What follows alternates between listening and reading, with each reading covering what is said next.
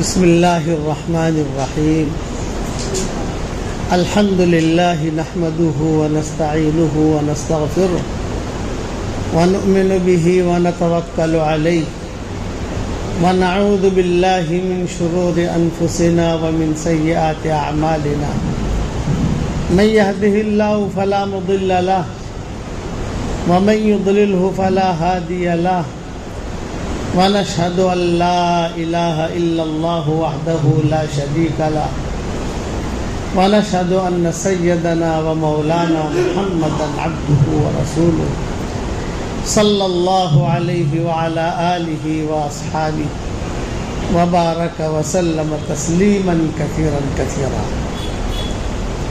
أما بعد فأعوذ بالله من الشيطان الرجيم. بسم الله الرحمن الرحيم. یا ایہا الذین آمنوا کونوا انصار اللہ. صدق اللہ العظیم. قابل احترام بھائیوں، دوستو، بزرگوں، رسول اللہ صلی اللہ علیہ وسلم کی سیرت میں سب سے بنیادی چیز جو ہے وہ حسن اخلاق ہے. کسی کو بھی حضور صلی اللہ علیہ وسلم نے تکلیف نہیں پہنچائی کہ کسی کو گالی دی ہو، کسی کو برا بھلا کہا ہو. نہیں، سامنے سے کسی نے کوئی بات کہی اسے جھیل لیا. حالات بہت آتے تھے، مکہ والوں کی طرف سے بھی حالات بہت آئے، بہت حالات آئے، لیکن آخر تک جو ہے نگلتے رہے، اگلا نہیں اور اپنا کام کرتے رہے. بادشاہوں کو بھی جو خطوط لکھے آپ صلی اللہ علیہ وسلم کی سیرت کے کچھ حصے ہیں. ایک حصہ تو مکی زندگی کا ہے، پھر دوسرا حصہ جو ہے حضور صلی اللہ علیہ وسلم کا مدنی زندگی کا ہے، اور تیسرا حصہ جو ہے حضور صلی اللہ علیہ وسلم نے اپنی زندگی کے آخری حصے میں سب بادشاہوں کو، بڑے بڑے عمرا کو خطوط لکھے. اسی خطوط میں حضور صلی اللہ علیہ وسلم نے ان کی عزت کا احترام کیا.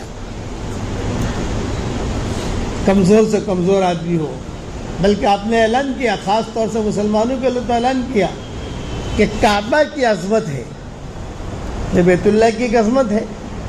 کتنی بڑی عظمت ہے. آدمی وہاں جاتا ہے، وہاں جا کر طواف کرتا ہے. حج اس کے بغیر ہو نہیں سکتا، عمرہ اس کے بغیر ہو نہیں سکتا. بہت بڑی عظمت ہے بیت اللہ کی، اس کی نقل دوسری جگہ ہو نہیں سکتی. یہ نہیں کہ چلو بھئی اب بیت اللہ جانا مشکل ہو گیا تو بمبئی میں ایک بیت اللہ بنا لو، ایک گجرات میں بنا لو. یہ نہیں ہوگا، آپ کو وہیں جانا پڑے گا، وہاں کی نیکیاں وہیں ملے گی آپ کو. تو آپ نے فرمایا اے گھر تیری عظمت ہے، لیکن مومن کی عظمت تجھ سے بھی زیادہ ہے. چاہے مومن فاسق ہو، مومن ہے، فاسق ہے، گنہگار ہے، لیکن اس کی عظمت کلمہ پڑھتا ہے، بس شراب بھی پیتا ہے، زنا بھی کرتا ہے، عزم کرتا ہے، اس کی عظمت بیت اللہ سے بھی زیادہ ہے.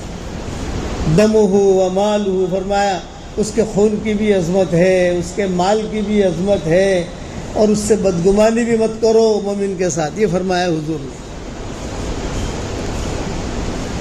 کہ تیری تجھ سے بھی زیادہ عظمت ہے. 3 وجہ بتائی حضور صلی اللہ علیہ وسلم نے کہ مال کی حرمت بھی ہے، اس کی جان کی حرمت بھی ہے، تو اس کے ساتھ بدگمانی بھی مت کرو. اسی لیے آپ کے سامنے حضرت اسامہ جو تھے یہ کوئی قبول صورت نہیں تھے. عائشہ ان کے قصہ سناتی تھی. یہ کوئی قبول صورت نہیں تھے، ناک چپٹی تھی ان کی، حضرت اسامہ کی، اور چچک کے داغ بھی تھے. ایک تو ناک چپٹی ہو اور چچک کے داغ، رنگ بھی کالا تھا، یعنی کشش والی کوئی چیز نہیں تھی حضرت اسامہ کے اندر. مسلمان تھے، ایمان والے تھے، ام ایمن کے بیٹے تھے. تو حدیثوں میں آتا ہے کہ جب مدینہ منورہ آئے تو وہاں پر کسی جگہ پر بیٹھ کر ایسا کھیل رہے تھے، بچپنا تھا ان کا، کھیلتے کھیلتے وہ گر پڑے. گرے تو چوٹ آئی، خون نکلنے لگا. حضور نے دیکھا بھی آواز ہو رہی ہے, کیا ہو رہا ہے ابھی, کون گرا؟ جیسے بچہ گرتا ہے گھر میں تھوڑی دھمال ہو جاتی ہے نا, یہ کون گرا کون گرا. تو آپ نے فرمایا ابھی کیا ہوا؟ تو دیکھا تو اسامہ, اور خون بھی نکل رہا. اور روایتوں میں یہ بھی ہے کہ اس وقت ان کو جو ہے سردی بھی ہوئی تھی, تو خون بھی نکل رہا, ناک بھی بہ رہی, ناک بھی چپٹی, رنگ بھی کالا, کوئی کشش کی چیز نہیں ہے. حضور صلی اللہ علیہ وسلم نے عائشہ سے کہا, ارے بے عائشہ تھوڑا صاف کر لو, نہیں بیچارہ بچہ جو گر پڑا ہے. تو عائشہ خود فرماتی تھی, میں نے کہا گن کی حضرت عائشہ نے, میں توجہ نہیں دی. آپ نے فرمایا کوئی بات نہیں کوئی بات نہیں کوئی بات نہیں. حضرت عائشہ کہتی تھی میں نے دیکھا کہ حضور صلی اللہ علیہ وسلم خود کھڑے ہوئے اور اسامہ کو لے کر آئے, اور جہاں سے خون نکلتا تھا وہاں حضور نے اپنا منہ رکھا اور خون چوسا. یہ مومن کا اقرار. خون چوسا, چوس کر اس کو باہر پھینکا, پھر خون چوسا, پھر باہر پھینکا, پھر خون چوسا, پھر باہر پھینکا. پھر جو عائشہ کو کپڑا دو, کپڑا لائے, ناک بھی بہ رہی تھی ان کی, بخار بھی تھا, تو ان کو جو اچھے سے کپڑا جو ہے ان کو صاف کیا, منہ صاف کیا, خون اس کا صاف خود حضور نے صاف کیا. صاف کر کے جو ہے اچھا بھی ان کا کپڑا, تو حضور نے کپڑے بدلے, اور پھر حضور صلی اللہ علیہ وسلم نے اپنے سینے سے لگایا اور جملہ کہا, اسامہ اگر تو لڑکی ہوتی تو میں فلاں جگہ تیری شادی کرا دیتا, فلاں جگہ تیری شادی کرا دیتا, فلاں جگہ تیری شادی کرا دیتا. تو عائشہ کہتی ہے جب میں نے یہ معاملہ دیکھا تب مجھے پتا چلا کہ مومن کا احترام حضور کے دل میں کتنا ہے اور اسامہ کا احترام کتنا ہے. حضرت عائشہ فرماتی تھی اس دن سے میں نے اسامہ کا احترام کرنا شروع کر دیا, عزت. حضور کے انتقال کے بعد یہ تو زندہ رہے نا. حضور صلی اللہ علیہ وسلم کے انتقال کے بعد جو لشکر گئے تھے ان لشکروں کا امیر حضور نے اسامہ کو ہی بنایا تھا.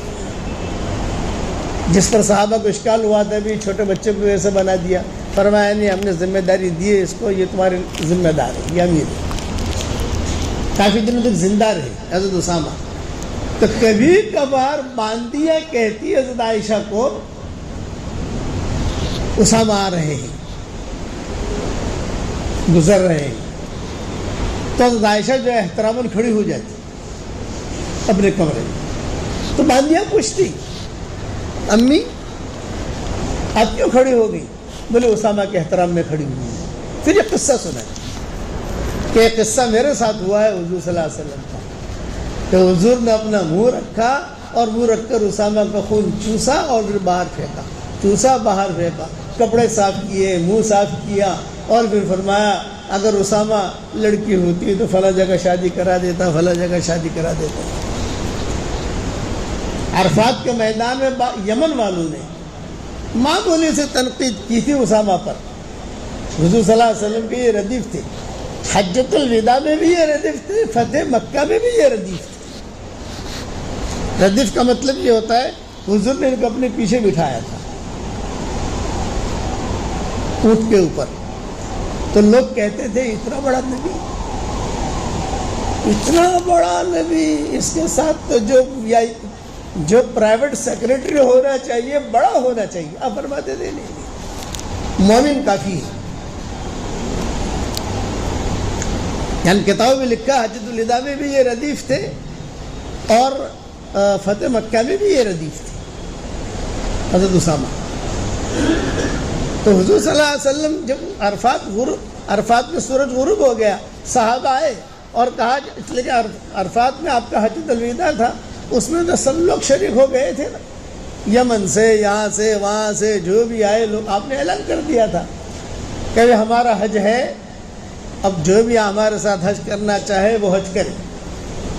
عام اعلان تھا, کوئی ویزا نہیں, کوئی پاسپورٹ نہیں, کوئی تصریح نہیں, کوئی کرونا نہیں, کوئی ٹکٹ نہیں.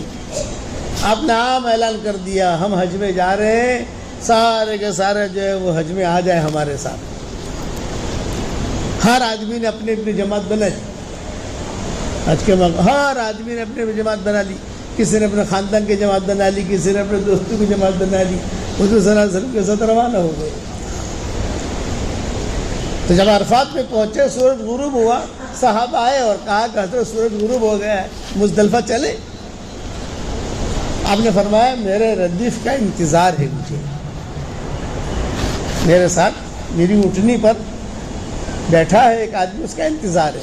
ٹھیک ہے، تھوڑی دیر کے بعد پھر آئے، اچھا سورج غروب ہو گیا، اب ہم چلے مزدلفہ، مجھے ردیف کا انتظار ہے۔ اتنے میں تو اسامہ آ گئے۔ تو یمن والوں نے کہا کہ یہ کس کی وجہ سے حضور نے انتظار کیا؟ لونڈا، ہمارے سمجھ دیکھو لونڈا، نہ شکل نہ عقل، اس کی وجہ سے انتظار کیا۔ تو صدیق اکبر نے کہا ان لوگوں کی طرف دھیان سے دیکھو، یہ لوگ بہت بڑے فتنے میں مبتلا ہوں۔ چنانچہ حضور صلی اللہ علیہ وسلم کا جب وصال ہوا، سب سے پہلے مرتدین کی جو خبریں آئی ہیں مدینہ میں، سب سے پہلے انہی کی خبر آئی جنہوں نے اسامہ پر تنقید کی۔ مومن کی عزت، مومن کا احترام یہ بتایا حضور صلی اللہ علیہ وسلم نے، یہ احترام کرو۔ بیت اللہ کی عظمت سے زیادہ بتایا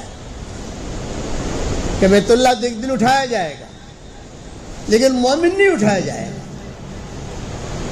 بیت اللہ پر تو حالات آئیں گے، یہ تو صحیح حدیثوں میں آتا ہے، رات کو عشاء کی نماز کے بعد لوگ بیت اللہ کا طواف کریں گے، بہت بڑا ہجوم ہوگا، کتابوں میں لکھا ہے، سب بیت اللہ کا طواف کریں گے، بہت بڑا ہجوم ہوگا، اور بیت اللہ کا طواف کر کے اپنے اپنے گھروں پر جائیں گے، اور صبح تہجد میں، فجر کی نماز میں جب حرم میں داخل ہوں گے بیت اللہ نہیں ہوگا۔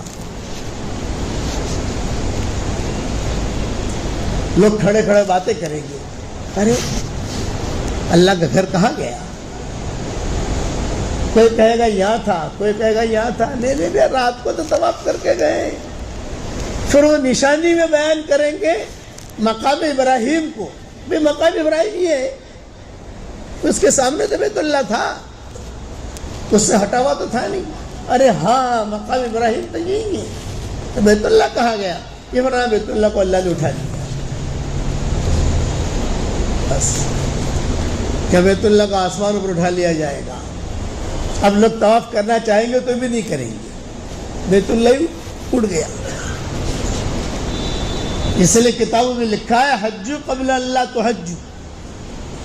ہم جب سال لگا رہے تھے تو ہمارا یہاں فلسطین، اردن وغیرہ وہاں ہم سال لگا رہے تھے عربی ملکوں کا، تو جب حج کے دن آئے تو وہاں مسجد میں ماشاء اللہ ائمہ بڑے بڑے علماء وہ خطبہ دیتے تھے، اور خطبے میں وہ ایک ہی جملہ کہتے تھے، حج قبل اللہ تحجو، حج قبل اللہ تحجو، حج کر لو اس سے پہلے کہ تم حج نہ کرنے دیے جاؤ۔ ہماری سمجھ میں یہ بات آتی نہیں تھی۔ 1977 کا قصہ ہے، جوان تھے، سنتے تھے، میں ان سے پوچھتا تھا کہ بھیا ایسے دن آئیں گے کہ حج؟ بولے ہاں بیت اللہ ہوگا لیکن خالی ہوگا، اور کرونا میں ہم نے دن دیکھ لیے۔ حجو قبل اللہ تو حجو یہ اعلان کرتے تھے، اس اعتبار سے لوگوں کی تشکیل کرتے تھے، تو لوگ جو ہے کہتے تھے انا مستعد انا مستعد انا مستعد۔ پھر بسیں وہاں سے تو بسوں میں حج میں آتے ہیں نا لوگ، تو بسیں بھر بھر کے جو ہے جاتے تھے، تو کہتے تھے حج قبل اللہ تو حج کر لو اس سے پہلے کہ تم حج نہ کرنے دیے جاؤ، یہ بیت اللہ کو اللہ اٹھا لے گا، بیت اللہ کو جا کے دیکھ لو۔ پھر کہتے تھے مدینہ منورہ خالی ہو جائے گا، تو بیانوں میں کہتے تھے۔ حدیث سے تو ہم نے بات نہیں پڑھی، کتابوں کے مطالعے بات نہیں کیے، جب کتابیں لکھنی شروع کی، بیان کرنے شروع کیے، واٹس ایپ پہ سبق دینے شروع کیے، تب کتابیں دیکھنی شروع کی ہم نے۔ جوانی تھی تو کہتے تھے مدینہ چلے جاؤ، مدینہ کو دیکھ لو، مسجد نبوی کو دیکھ لو، ایک دن آئے گا کہ مدینہ خالی ہو جائے گا۔ یہ عرب علماء اعلان کرتے تھے وہاں فلسطین میں، بیت المقدس میں، یا اردن میں، وہاں شام میں بڑے بڑے علماء ہیں وہاں. میں دھیان سے سنتا تھا ان کے خطبے. ہم تو سال میں چل رہے تھے، لیکن میں کہتا تھا مسجد نبوی خالی ہو جائے گی. مسجد نبوی بولے مسجد نبوی نہیں، مدینہ بھی خالی ہو جائے گا. وہ کہتے ہیں. پھر ہم نے کتابوں میں پڑھا کہ ہاں ایک دن ایسا آئے گا، ایک زمانہ ایسا آئے گا کہ مدینہ منورہ ٹوٹل خالی ہو جائے گا، کوئی نہیں. مسجد نبوی کے دروازے کھلے ہوئے ہوں گے، یہ حضور نے فرمایا. تو مدینہ مسجد نبوی کے دروازے کھلے ہوئے ہوں گے، کوئی روکنے والا نہیں ہوگا، نہ بندہ نہ پرندہ، نہ بندہ نہ پرندہ. جنگلی بھیڑی آئیں گے، جنگلی شیر آئیں گے، جنگلی کتے آئیں گے، اور وہ جنگلی کتے آ کر مدینہ میں گھومیں گے. جب مدینہ میں گھومیں گے تو روایتوں میں یہ ہے کہ وہ چلتے چلتے مسجد نبوی کے دروازوں پر آئیں گے. دروازے تو کھلے ہوئے ہیں، بند تو ہے ہی. آپ نے فرمایا مسجد نبوی کے دروازے کھلے ہوں گے، میرے مسجد کے دروازے کھلے ہوں گے، وہ داخل ہوں گے، کوئی روکنے والا ہی نہیں ہوگا، اور میرے ممبر پر پیشاب کریں گے.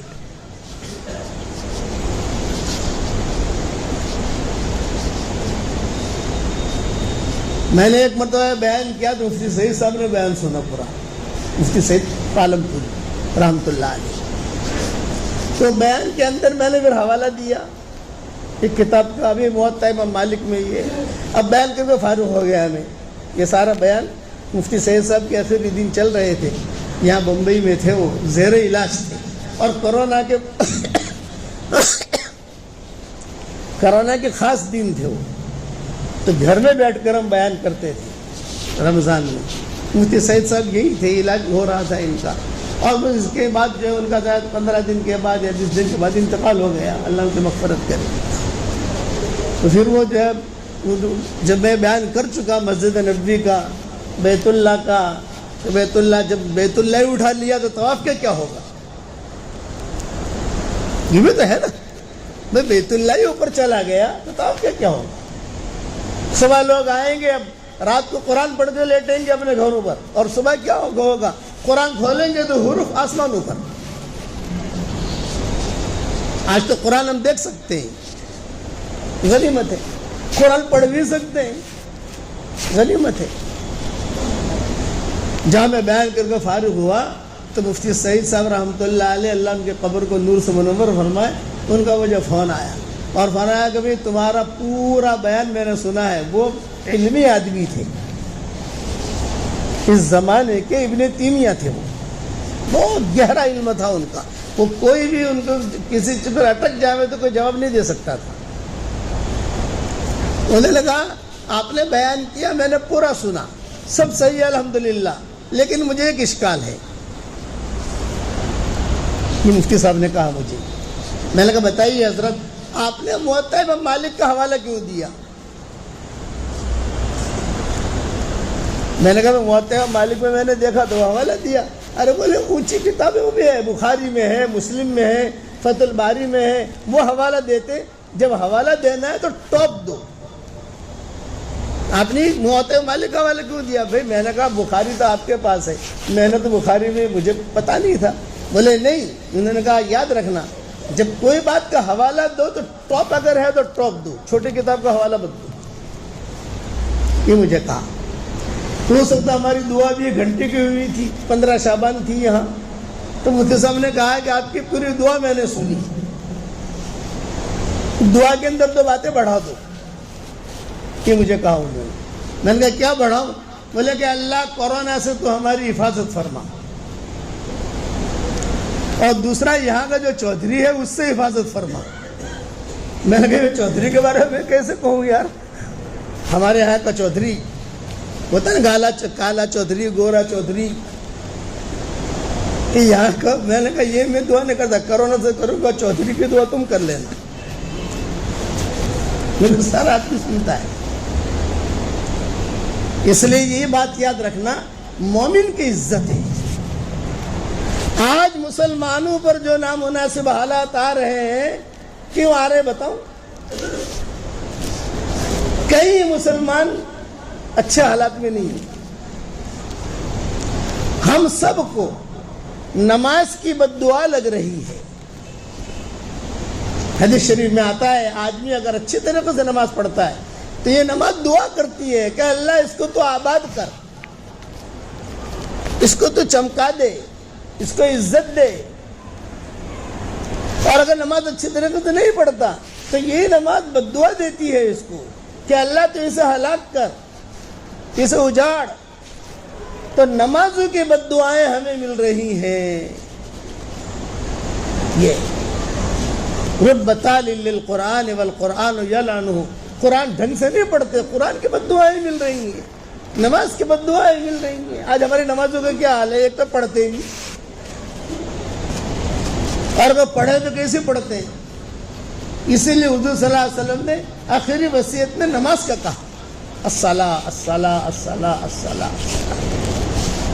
سلف صالحین کا معمول تھا, اپنے نمازوں کو بہت اچھے طریقے سے پڑھتے تھے. مولانا یوسف صاحب رحمۃ اللہ علیہ کو ہم نے خود نے دیکھا, مولانا یوسف رحمۃ اللہ علیہ کو, حالانکہ دعوت کے کام میں وہ آدمی بہت مشغول تھا. ارے دعوت کے کام میں لگنا اور تھکنا معمولی چیز نہیں ہے. بیان کرنا, بیان کے بعد مشورہ کرنا, پھر جو ہے خطوط کا جواب دینا, پھر بخاری شریف پڑھانا, پھر حیات الصحابہ لکھنا, چور ہو جاتے تھے بالکل. لیکن جب نماز پڑھانے کے لیے کھڑے ہوتے تو مولانا یوسف صاحب رحمۃ اللہ علیہ جو بہت خشوع خضوع کے ساتھ پھر یہی کہتے تھے کھڑے ہو کر, سنو ساتھیو, ماں باپ کی بد دعا سے بھی آدمی ہلاک ہوتا ہے. مولانا یوسف صاحب رحمۃ اللہ علیہ فرماتے تھے استاد کی بد دعا سے بھی ہلاک ہوتا ہے, کسی مسلمان کی بد دعا سے بھی ہلاک ہوتا ہے, لیکن سب سے زیادہ خطرناک بد دعا یہ نماز کی بد دعا ہے. نماز کی بد دعا سے اپنے آپ کو بچانا. فرمایا نفلیں کم پڑھنا کوئی حرج نہیں ہے, لیکن ڈھنگ کے پڑھنا.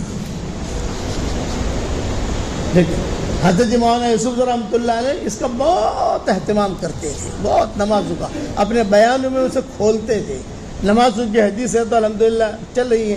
اب ہمارا بیان جو ہے واٹس ایپ پر انشاءاللہ 20 دن کے بعد نماز کا شروع ہوگا, تو انشاءاللہ 5 مہینے تک چلے گا. وہ 5 مہینے, ابھی تو سخاوت کا چل رہا ہے, 150 تک, یعنی 5 مہینے اس کے ہو جائیں گے سخاوت کے.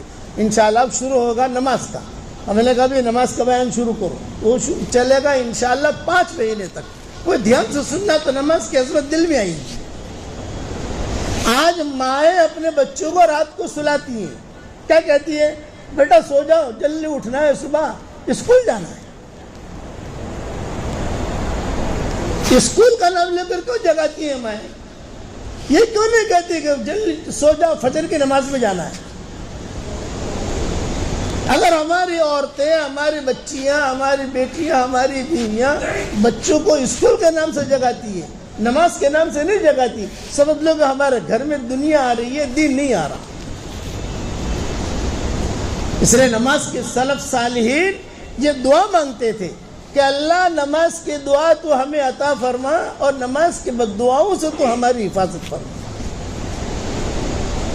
اپنے شاگردوں کو کہتے تھے نماز کی بد دعا سے بچیو, نماز کی بد دعا سے بچیو.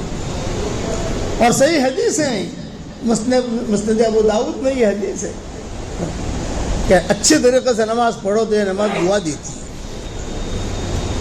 اور اگر جو ہے گڑبڑ پر نماز پڑھو, کتنے رکعتیں ہوئی, کہ رکوع بھی ٹھیک نہیں, سجدہ بھی ٹھیک نہیں, کچھ پتہ ہی نہیں کیا پڑھا کیا نہیں پڑھا, امام نے کیا پڑھا, جلدی جلدی آئے, جلدی جلدی پڑھ کے چلے گئے.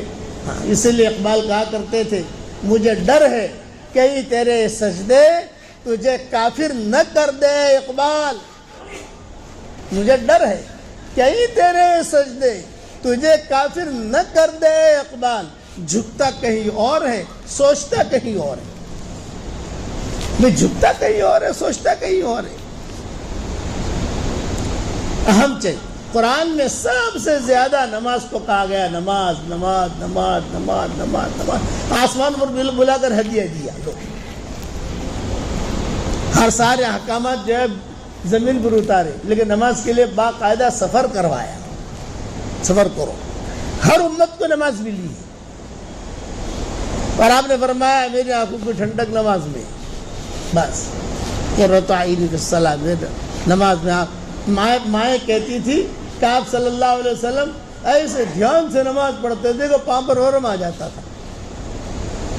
ہم بیٹھی رہتی تھی کہ شاید اب سلام پھیریں، اب سلام پھیریں، اب سلام پھیریں، لیکن یہ کہ لمبی لمبی نمازیں پڑھتے تھے، کبھی لمبے سجدے کرتے تھے. کبھی ایسا ہوتا تھا کبھی لگتا تھا کہ خدا نخواستہ انتقال تو نہیں ہو گیا، اتنا لمبا سجدہ. تو ماں عائشہ، چھوٹے چھوٹے کمرے ہوتے تھے تو لمبے لمبے فلٹ تو ہوتے نہیں تھے. تو ماں عائشہ کہتی تھی تو جب بہت لمبا سجدہ کیا تو میں جو ہے تھوڑا سا دیکھتی تھی کہ بھی آواز آ رہی نہیں آ رہی. تو آواز آتی تھی تو سمجھ جاتی تھی کہ نہیں زندہ ہے، انتقال نہیں ہوا ہے، زندہ ہے، انتقال نہیں ہوا. بعض مرتبہ ایسا ہوتا وہ آواز بھی نہیں آتی تھی تو میں ڈر کے مارے تلووں پر انگلی لگاتی تھی، تلووں پر، تاکہ پتہ چلے گا آپ حرکت کر رہے ہیں کہ نہیں کر رہے. پھر پتہ چلتا ہے کہ نہیں آپ زندہ ہیں. افلا اکون عبدا شکورا، یہ کہتے تھے. آپ اتنی تکلیف کیوں اٹھاتے ہیں؟ لعلک باخع نفسک الا یکونوا مؤمنین. آپ فرمایا کبھی افلا اکون عبدا شکورا. تو دو مضمون ہیں آج کے بیان کے. ایک تو کہ مومن کا احترام ہونا چاہیے. مومن میں بیوی بھی آ جاتی ہے، مومن میں بچے بھی آ جاتے ہیں، مومن میں پارٹنر بھی آ جاتا ہے. احترام. اسامہ کے قصہ یاد رکھنا، حضرت اسامہ. آپ کہتے تھے کہ اچھا یہی حال تھا ان کی والدہ کا. ام ایمن جو ہے یہ کوئی قبول صورت نہیں تھی، سیدھی سادی عورت، سیدھی سادی. حضور صلی اللہ علیہ وسلم کو بچپنے میں انہوں نے رکھا ہے ام ایمن نے. جب آپ صلی اللہ علیہ وسلم کے ماں کا انتقال ہو گیا تو حضور صلی اللہ علیہ وسلم کی عمر 5 سال کی تھی. قبر میں جب رکھا ماں کو تو حضور بھی کود پڑے. یہ ام ایمن ساتھ تھی. پھر حضور کو نکالا. محمد کہا نہیں میں تو میری ماں کے ساتھ سوؤں گا، میری ماں کے ساتھ سوؤں گا. ماں کی ایک محبت ہوتی ہے نا. تو ام ایمن نے نکالا اور ام ایمن نے نکال کر حضور صلی اللہ علیہ وسلم کو سینے سے لگایا اور کہا تمہاری ماں کا انتقال ہو گیا ہے. نہیں میری ماں کی قبر میں سوؤں گا، میری ماں کی قبر میں سوؤں گا. دفن کیا تو حضور صلی اللہ علیہ وسلم کو ام ایمن جو ہے اٹھا کے چلی. اصل میں اور لوگ بھی تھے لیکن یہ ام ایمن کا نام آتا ہے. چلے تو حضور جو ہے پیچھے مڑ مڑ کے دیکھتے تھے قبر کی طرف. حضور صلی اللہ علیہ وسلم پیچھے مڑ مڑ کے، اور ام ایمن جو ہے چہرہ حضور کا وہاں سے ہٹاتی تھی. جب تنعیم میں پہنچے تو عبد المطلب اکرام کے لیے آئے، استقبال کے لیے.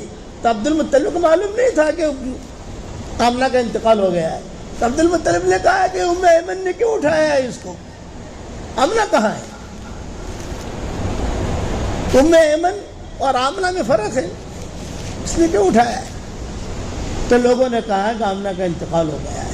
تو عبد المطلب نے گھر میں سارا انتظام کیا تھا، گھر ٹھیک ٹھاک کیا تھا حضور کے استقبال میں، آمنہ کے لیے پانی، بستر، سب. تو عبد المطلب ہچکیاں مار کر رہے ہو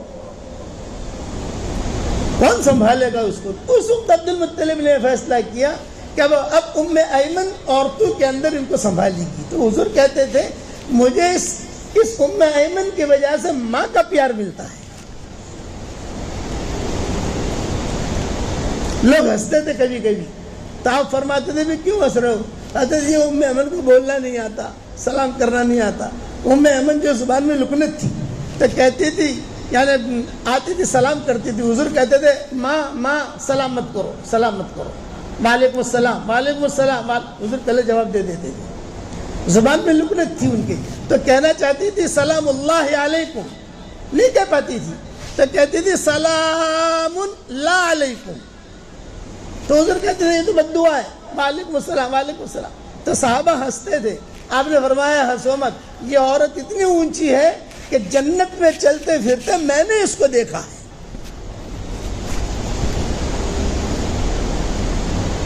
اس لیے مسلمانوں کا احترام کرو، چاہے فاسق ہو، فاجر ہو. اور نماز کو اچھی طریقے سے پڑھو. نماز کی بد دعا سے بچو. خاص جملہ یاد رکھنا, نماز کی بد دعا سے بچو. اللہ تعالی ہم سب کو عمل کرنے کے توفیق عطا فرمائے.